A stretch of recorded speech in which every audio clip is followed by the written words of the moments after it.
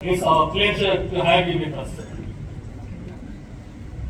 तो तकलीफ हुई होगी, यूनिफॉर्म पहन के आना पड़ा होगा, बुरा भी लगा होगा, लेकिन ये कांतू तिर्की जी को मैं धन्यवाद देता हूँ कि ये आपके लिए कर रहे हैं। हम तो भाषण की हमारी बुरी आदत है, कहीं भी दे देते हैं, लेकिन यहाँ जो आए हैं ये आपके लिए है। और भीलू राजा पूंजा की धरती मेवाड़ से मैं आया हूं। धरती आबा बिरसा मुंडा की भूमि पर आया हूं। मेरे लिए बड़ा गौरव का विषय है। लेकिन बात शुरू करें संविधान की, मूल निवासियों की, आदिवासियों की, तो गुरु शिबू सोरेन जी को श्रद्धांजलि दिए बगैर बात नहीं शुरू की जा सकती। एक लंबा संघर्ष रहा हो। जल, जंगल, जमीन को बचाने का संघर्ष,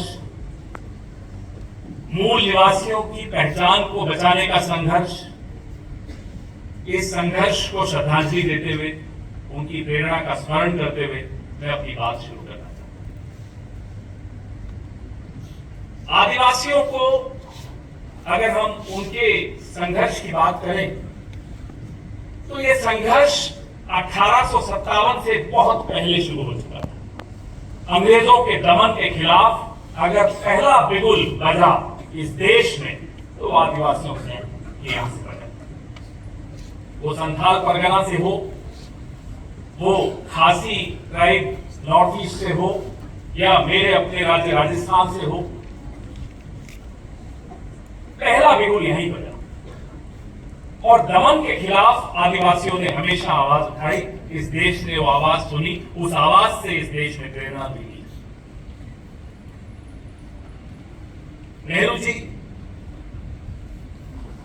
और डॉक्टर बाबा साहब भीमराव अंबेडकर जी ने इस दमन को भी पहचाना कि कैसे आदिवासियों के साथ अंग्रेजी हुकूमत ने दमन किया था, और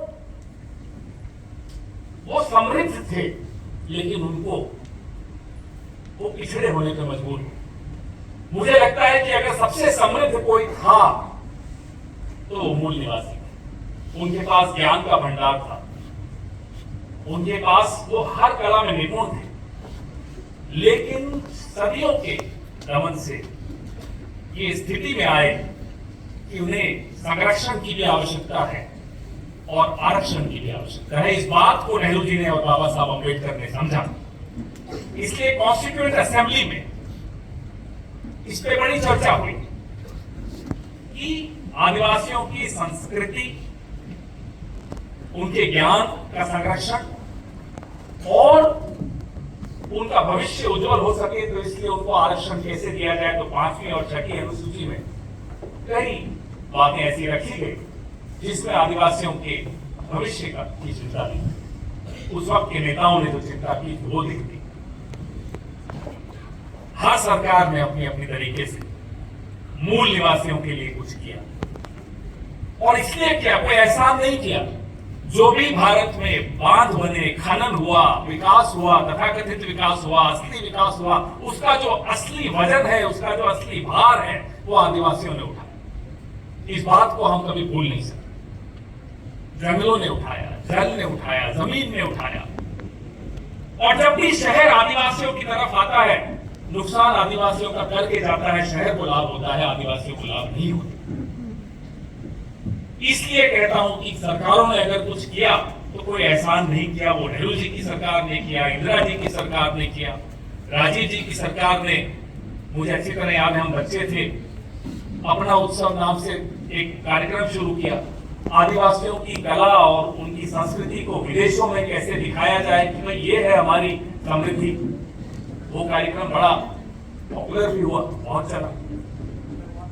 मनमोहन सिंह जी, यूपीए की जो 2 कार्यकाल थे, उसमें फॉरेस्ट राइट्स पर जो काम हुआ, मुझे लगता है वो ऐतिहासिक काम था। ये सब आपको जानना, मैं जानता हूं संडे के दिन आप लोग आए हो, लेकिन ये जानना आवश्यक है, क्योंकि आज आपकी पहचान पर एक बहुत बड़ा सवालिया निशान, एक बहुत बड़ा हमला हो रहा है। आपकी और हमारी सबकी पहचान पर हुआ। कल जब आप इस विद्यालय से निकलेंगे, अपने अपने हॉस्टल से निकलेंगे, जिंदगी में नए संघर्षों के लिए, नौकरी के लिए, व्यापार के लिए, ज्ञान के लिए और ज्ञान अर्जन करने के लिए, तब आप पर कुछ ऐसे नियम कानून दिल्ली से थोप दिए जाए कि नहीं साहब आप यही कपड़े पहनेंगे, यही भोजन खाएंगे, इसी भाषा में बात करेंगे, यहां नहीं रहेंगे, वहां रहेंगे, आपको कैसा लगेगा? आपकी भाषा, आपका भोजन, आपका पहरन, आपका लिबास, ये आपकी पहचान है। उस पहचान को अगर कोई हमला करे, उसकी रक्षा करने का हथियार आपके पास क्या है?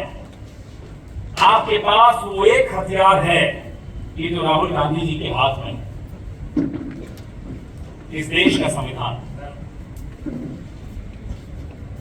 यह संविधान आपकी ढाल है, यह संविधान आपकी तलवार है, यह संविधान आपको वोट करने का हक देता है, और वो वोट ही है जो आपकी पहचान को बचा सकता है। SIR सुना होगा, बिहार में शुरू किया, पूरे देश में लाया। ये उसी पहचान को खत्म करने की साजिश है। ये उस हथियार को जो आपके हाथ में है, उसको खत्म करने की साजिश है।